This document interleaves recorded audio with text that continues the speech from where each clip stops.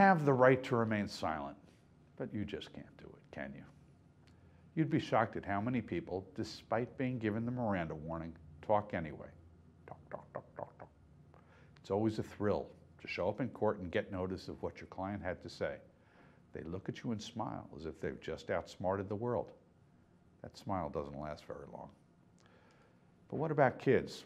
If adults can't keep their mouths shut, neither can minors, but for a very different reason.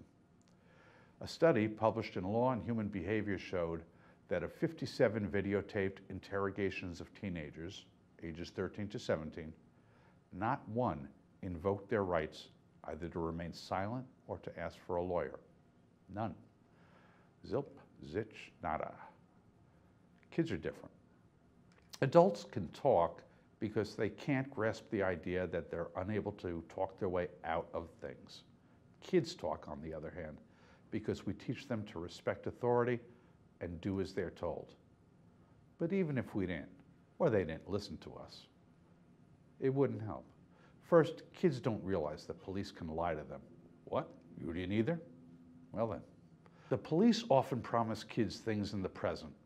If you just tell me you did it, you can go see your mom. And because the brain's reward systems are hypersensitive during adolescence, that immediate reward of confessing will trump the thinking of what will happen when I come back to court in a month. Immediate gratification. Kids don't think of the future. They aren't wired to suffer now for what will happen later. So what can be done about it? Teach your child to invoke his right to counsel. Teach him the magic words, I want to speak with my lawyer.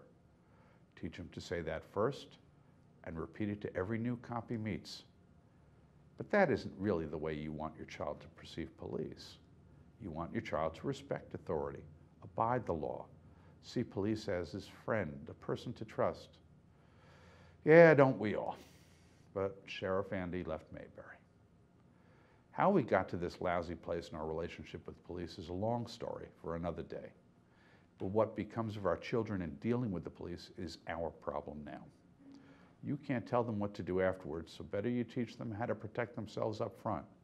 And if it conflicts with the world you would prefer exists, then you have to make a choice.